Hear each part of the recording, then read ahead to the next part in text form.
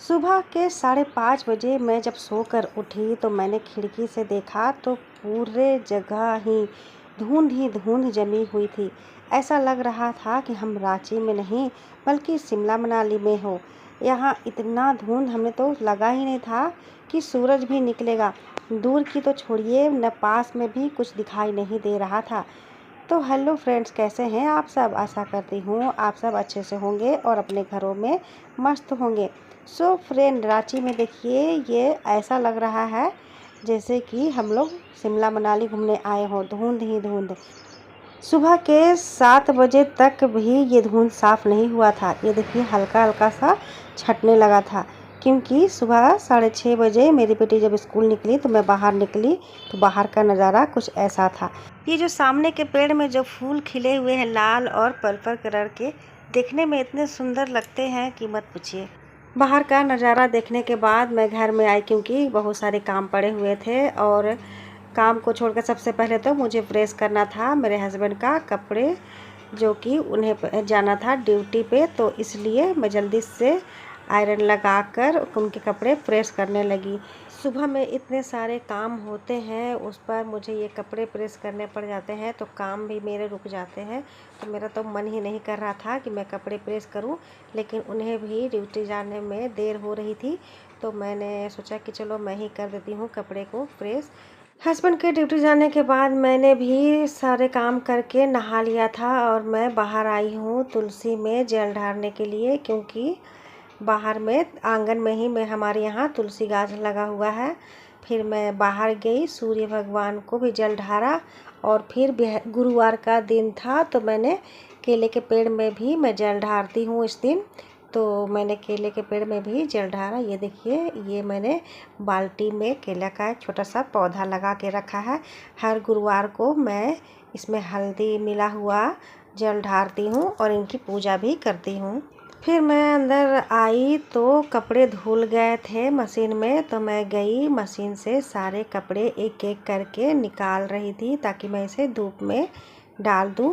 वैसे तो washing machine में कपड़े अच्छे से साफ़ नहीं होते हैं, लेकिन ये रेगुलर के कपड़े होते हैं तो ये ज़्यादा गंदे भी नहीं होते, इसलिए मैं इसे वॉशिंग मशीन में ही डाल देती हूँ और आधे घंटे के लिए, ताकि ये थोड़ा अच्छे से साफ़ हो जाए।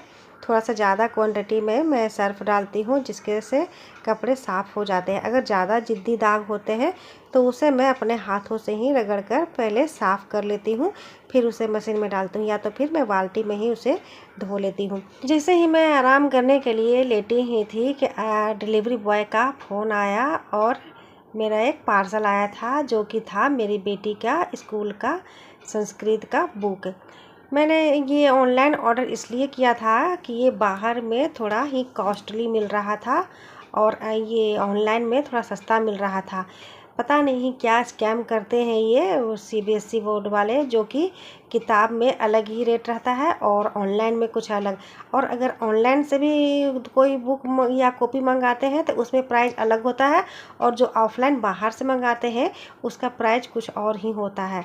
तो फिर मैंने सब तरह से जांच कर इस किताब को ऑनलाइन से ऑर्डर किया था फ्लिपकार्ट से, जो कि मुझे बहुत ही अच्छी क्वालिटी में रिसीव हुई थी। तो मैंने फिर इसे रख दिया था ताकि वंशु जब आए तो इसे अच्छी तरह से देख ले ये ठीक है कि नहीं किताब। तो उसे ये किताब अच्छी लगी थी और ये अच्छी क्वालिटी में भी थी, सब तरह से ठीक। और बाहर में जब मैंने इसका दाम पता किया था तो पता चला कि ये 270 रुपये में बाहर मिल रहा है, और यही किताब मैंने 150 रुपये में मंगाया था ऑनलाइन। तो सोचिए कि कितना फ़र्क पड़ता है बाहर ऑनलाइन में और ऑफलाइन में। थोड़ी देर आराम करने के बाद जब मैं किचन में गई तो चावल बचे हुए थे, किसी ने भी चावल नहीं खाया था। तो मैंने सोचा कि चलो मैं इसे अच्छे से मसाला वसाला डालकर सब्जी डालकर फ्राई कर देती हूँ, ताकि सब लोग खा ले, क्योंकि सभी को भूख लगी हुई थी। मेरे पति देव भी आ गए थे और उन्हें भी भूख लगी थी, तो मैंने उनको भी खिला दिया था। सबको खिलाने के बाद मैं भी चावल लेके बैठी। मैंने साथ में सलाद भी काट लिया था, खीरा, टमाटर और प्याज से। मुझे इस खाने के साथ में सलाद खाना बहुत पसंद है और सलाद सेहत के लिए अच्छी भी होती है, इसलिए मैं जब भी चावल खाती हूँ तो सलाद ज़रूर काटती हूँ। फिर मैं बर्तन साफ़ करने के बाद लगभग 6 बजे अपनी बेटी के साथ थोड़ा इवनिंग वॉक पर निकल गई थी, क्योंकि यहाँ पर शाम को देखिएगा तो सारे लोग यहाँ पे पहाड़ के पास में आकर बैठते हैं और अच्छा भी लगता है।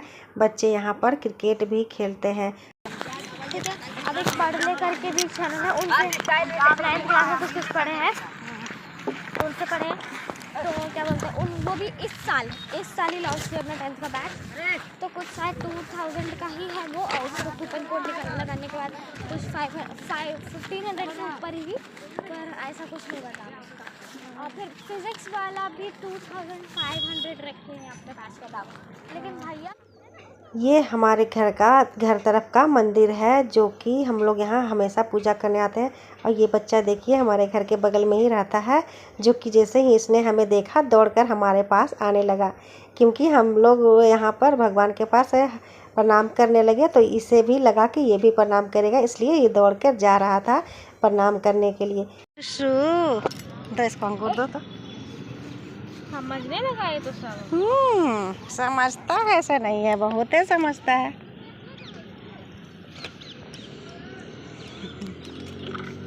लो रख लो, आराम से आओ, गिर मत जाना।